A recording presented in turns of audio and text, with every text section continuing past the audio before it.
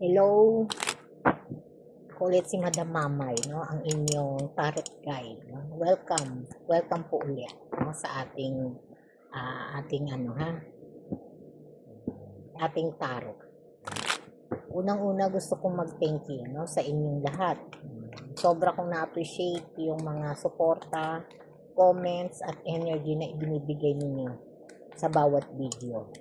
Dahil diyan, no, sinisipagan kong gumawa ng video para mag-guides kayo. Sa mga gustong magpa-personal reading, no, pasok lang kayo sa live ko ha, sa meron tayong ano diyan, no, link sa description. Nagla-live naman ako lagi, araw-araw, no, sa TikTok or everyday tsaka sa night. Nagla-live din po ako, no. Ngayon, no, babasahin natin yung love reading ha, yung collective lang, no, at timeless reading. Ibig sabihin kung kailan mo man ito makita, no, ang video na ito ay tama, no, kahit anong oras po, no, ay may mensahe po para sa inyo, no, na pwedeng mag-resonate ha. Sa mga gusto naman talaga ng personal reading, no, pasok na lang kayo sa live ko, no. Ano ang inyong love energy ngayon? Medyo nakakaramdam ako, no, na parang ano, no, parang excited kayo. Ito na po ang ating mga card. Yan, no.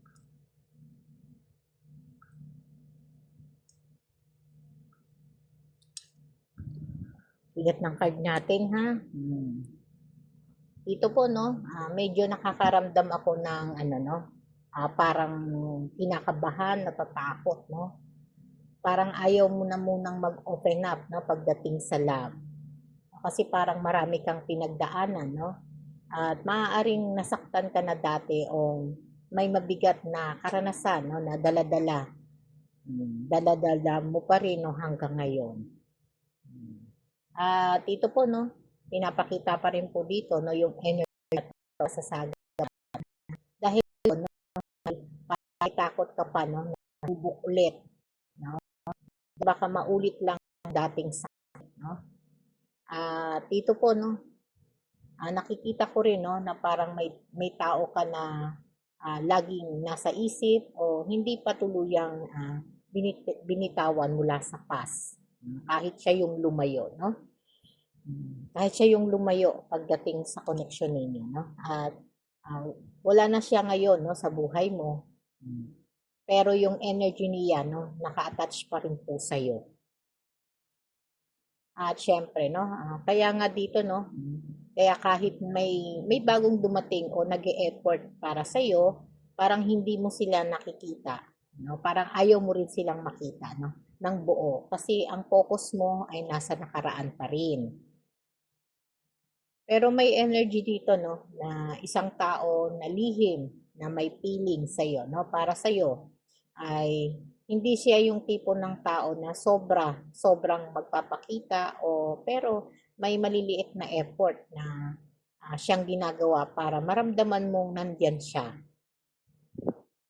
Bunot pa tayo ng card, ha?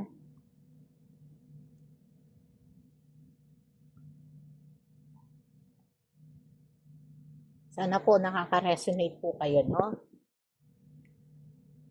Ang sabi ng card, no?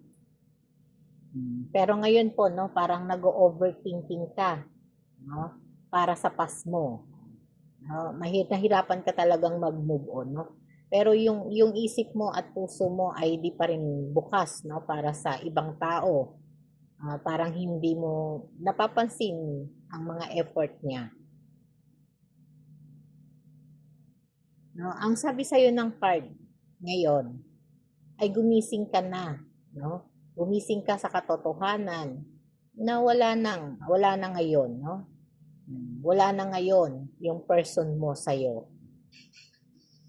Wala na ngayon yung person mo ngayon, no? Pero may tao sa paligid mo na nagmamahal, no? Nagmamahal sa iyo ng totoo. Pero kung hindi mo bubuksan ang puso mo, mahihirapan kang makita siya.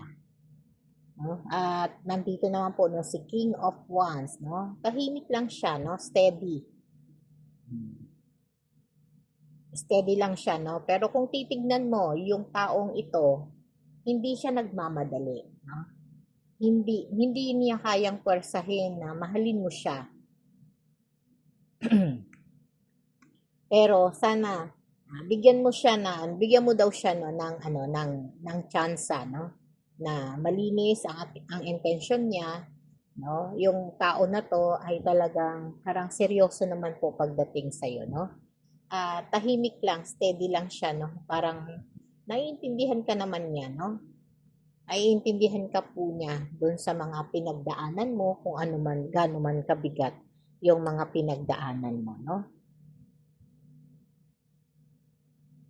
Yan, no? Gaano daw kabigat, no? Pero sabi nga po, no, dito sa card natin, ha? Tahimik lang siya, no? Steady para, parang iniintindi ka muna niya, ha? Minsan, no? Pero minsan, naiisip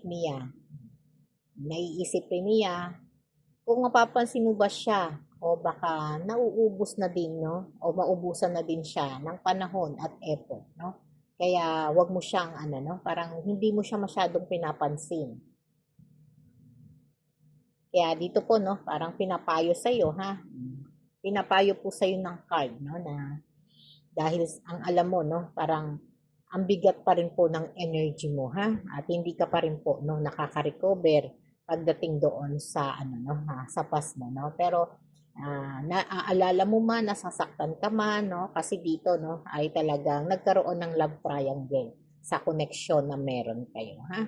Parang ito yung mula sa past, no? May mga selos, talagang dumating sa separation po yung connection ninyo, no? Pero hindi mo naman kailangan pilitin agad, no? Yung sarili mo na makalimot o magmahal, no? Ang mahalaga lang, 'di ba, ang sarili mo na kung ready na, no, yung sarili mong pumasok sa bagong relasyon, ha? Wala namang masama, no, na lalo na kung hindi ka pa naman handa, no? Sabi nga po, no? Kung hindi ka pa handa, pero kailangan mo ring tanggapin na tapos na ang past mo, no? At sarado na ang connection ninyo at hindi ka na makakausad kung patuloy mong hinahawakan yung hindi para sa iyo. No? Sabi nga po sa iyo ng card mo, ha? Kaya ikaw, no? Ang sinasabi po sa iyo, no? Ang sinasabi sa iyo ng love ay hinahanap ka, no? Hinahanap ka ng love.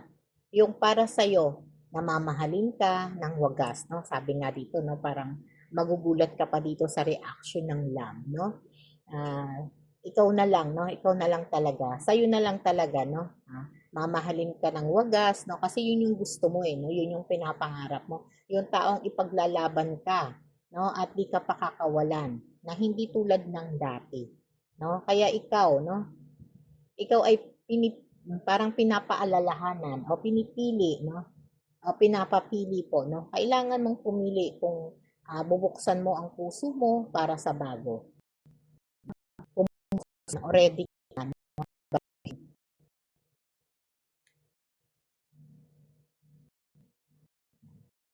at ang ito po, no, ay nagbibigay. At kung matili ka, no, alaala, no, ng ex mo, past person mo, no, kapag natutunan mong mahalin at ihil ang sarili mo, doon mo makikita, malaw ang taong matagal nang nagmamahal sa iyo, nang hindi mo naman namamalayan, no? Sorry po. No? Kung batid, alam kong batid mo to, no? At itong pakiramdam na to. Alam ko, hindi ganun kali. Kaya po, labis yung lungkot, no? Labis po ang pagdurusa mo, sasaktan ka dahil po pag-ibig, no? At mayroon magbubukas muli, no? Kaya wag ka po masyadong mag-focus, no? At pag nasaktan ka, kung nasaktan ka man noon, pero subukan mo ulit. Maliit lang, ang buksan ng kaunti ang puso, no? Kung ikaw lang ang umiibig sa nakaraan, no?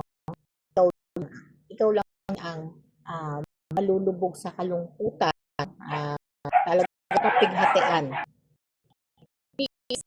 No, masyado pagbigay, pagmahal, no, ay hahayaan mo na lang. lang, ano lang, kunin lahat sa'yo.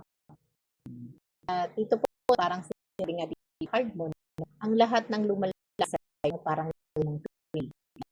Ibig sabihin lang, yan yung pagkakataon sa iyo, maramdaman sila bago ng sa bagong energy na gumawa ng sayang memory, no? Ano man yan, sayang memory, no? Sa kaya yan, no? Ang pagmamahal, no? Ang pagmamahal mo at magsiya na dahan lang, bibigay ng halaga o ng pagpapahalaga sa sarili, no?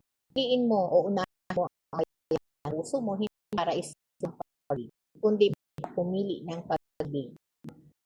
Nakakatulong sa'yo na makilala mo ulit ang sarili.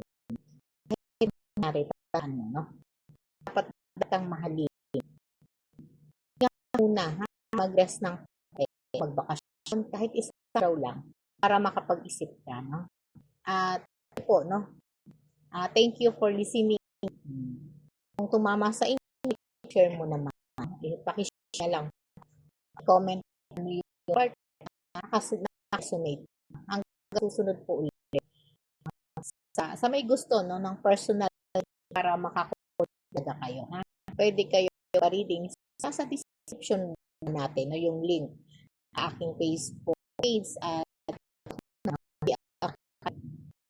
umaga at gabi. Ha? Tanghali, umaga, gabi. Minsan nag-open tayo ng morning. Ha? At kung gusto mo pa-video na po, mabi ka lang.